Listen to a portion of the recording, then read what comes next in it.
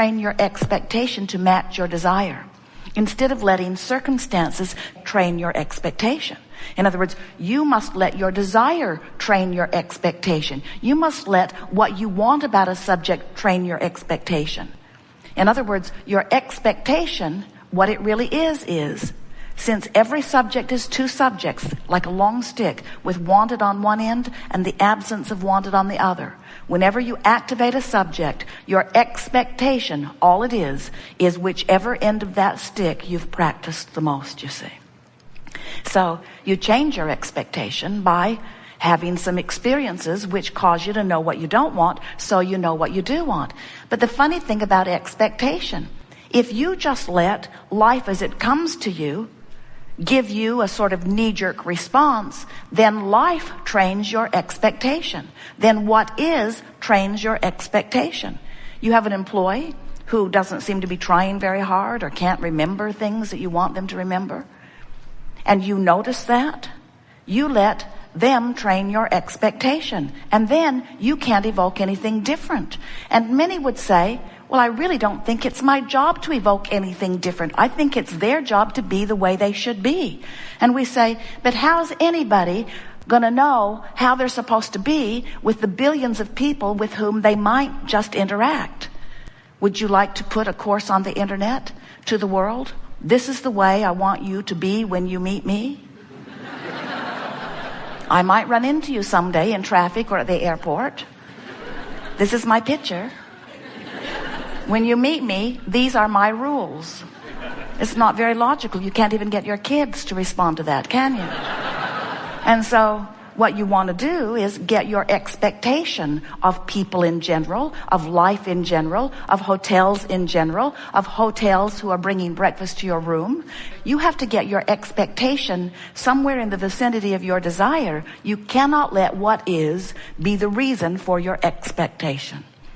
And that's what the art of allowing is. Allowing is allowing myself, by virtue of the thoughts I'm choosing, to be a vibrational match to the furthermost expanded part of me. Allowing myself to be up to speed with who I have become.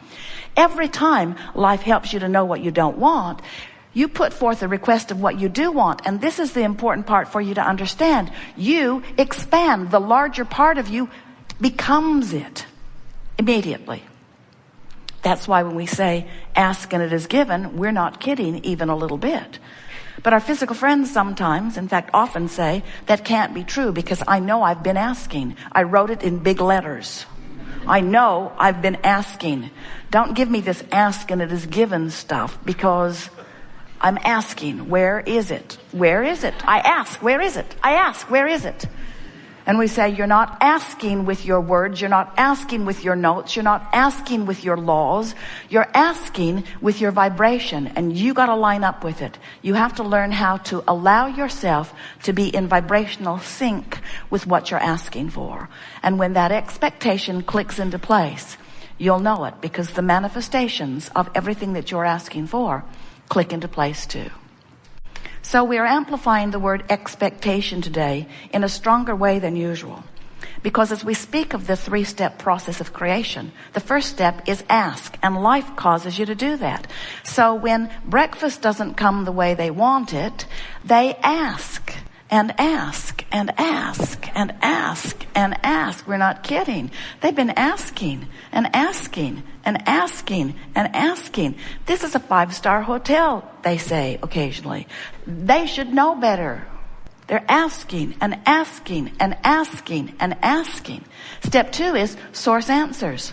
Source answers. Because when you ask, a vibrational reality begins to form, and the non-physical part of you, the source, or that which you call God, your inner being, actualize around that vibrational request. It's lined up for you. Step 3 is you must become a vibrational match to what you're asking for. So that's where that expectation comes. I've asked for it, but what do I really expect? If I have a plan B and a plan C and a plan D, doesn't that mean I don't really expect plan A to work the way I wanted it to? Isn't that what it means? If I'm always saving for a rainy day, if I'm looking for trouble and trying to prevent it, if I'm looking out ahead in order to... Esther carried a hanger in her car for years just in case someone needed her to help them get their car open. Because it was so much fun to help them get their car open. Until one day Jerry said, well, now we're up to about 3 a day. You might want to leave that hanger home. And so when you get into this place of expectation, your expectation really is what rules your world. Because even though life is causing you to ask, what has happened is causing you to expect. And if what has happened is causing you to expect less than what you want, you have to train yourself. Creation is about focus. And focus is about being deliberate. And focus with your guidance system awareness is the best creating that can take place. So what we want to say to you is that you are the creator of your reality. But even more poignantly, we want to say to you, the reality that you are creating is you. You are the creator and you are the creation. When you ask for something, you ask for that version of you living that experience. And the thing that so often our physical friends do not remember is that as you sift through this contrast and ask for a variety of things all day, every day, there is a vibrational reality. We're calling it your vortex of creation that is assembling. And the reason that we want to draw your attention to this is because since this is the eternal part of you, this is the larger part of you, since your inner being is the immediate recipient of what you're asking for, and law of attraction is responding to the request from this non-physical you point of view. When you ask, it is given, it is done. It is a vortex of creation. And the reason that that is so is because law of attraction is responding to the purity of those vibrational requests. Law of attraction is assembling all cooperative components. And the question that we want you to ask yourself and find the answer maybe here today is, are you a cooperative component? Esther wants strawberry jam for Jerry. She wants it. But is she a cooperative component when she brings jam with her?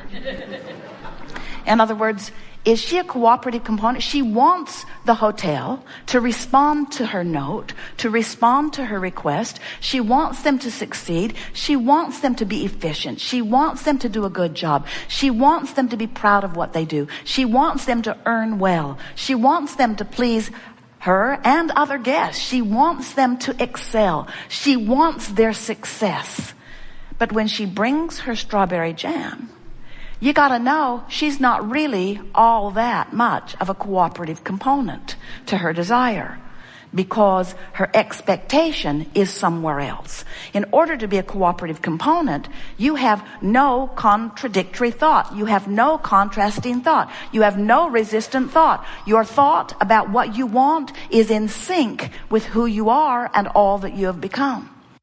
When you get something stuck in your vibrational craw, and that's what a belief is.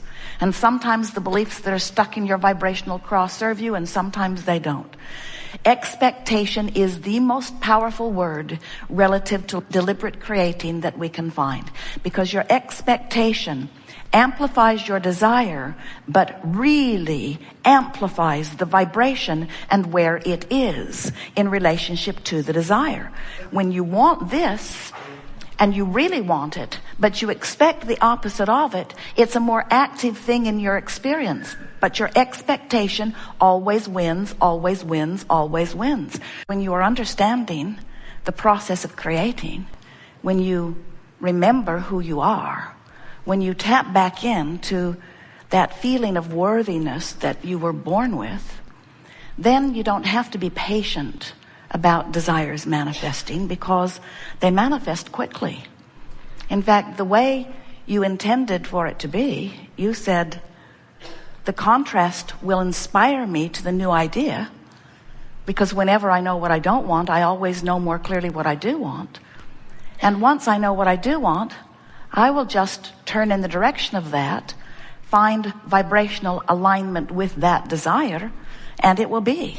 So you didn't come into your physical body planning on taking a long time to create anything. You didn't plan on struggling and suffering. You planned on choosing and focusing.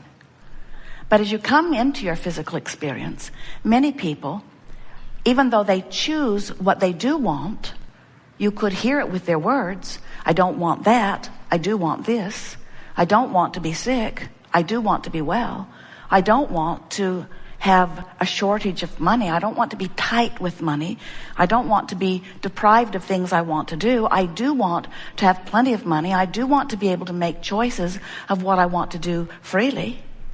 I know what I don't want. I don't want confusion. I know what I do want. I do want clarity. In other words, you hear people all the time describing what they don't want, what they do want. But the universe is always responding to your vibration. So when you're focused upon being sick in your explanation of why you want to be well, you're keeping active within yourself the vibration of sickness, not the vibration of wellness. And so wellness can't come to you, not while the vibration of sickness is the dominant, most active vibration. Jerry and Esther have been laughing because they have this thing with hotel breakfasts. For a while, breakfast wasn't showing up at all, and they got the bugs worked out of their vibration with that. But now they're on a run where they each want a glass of milk in the morning. And so they fill out the little card, and the milk hasn't been coming. Sometimes one comes, sometimes none comes. So the last 3 hotels, Esther has written in big writing in the special comments section of the little card, 2 glasses of milk, please. And then she draws an arrow from the other breakfast over to it to let them know. And then she writes in the margin, if we need to pay extra, it's okay with us, but we really want this milk. And the last 3 mornings, 2 mornings, no milk came at all.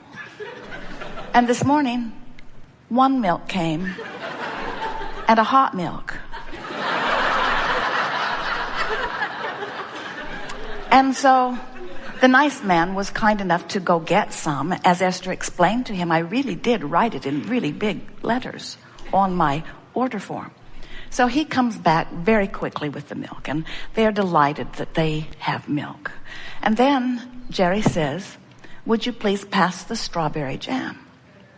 And Esther said, I don't see any strawberry jam. Do you see any strawberry jam? Esther said, I wrote it right under whole wheat toast. I wrote strawberry jam, please. I circled it. But then Esther said, but in the last hotel, they gave us 3 strawberry jams, and I put 2 of them in the suitcase. I'll go get one. So now Jerry is drinking his milk and eating his toast with his strawberry jam. And Esther said, do you think the fact that I had strawberry jam in my suitcase indicates I expected something to go wrong relative to the strawberry jam? Jerry said, it's worth thinking about. And Esther said, the jam was for you. Where was your vibration relative to the jam? And then Esther said, do you think the fact that I made such a big deal over the milk? You should see her order form. It was colorful and precise.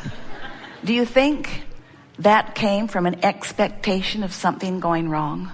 And do you think my expectation of something going wrong is so implanted in my vibration that they are blind to the special instructions that I've written on the card?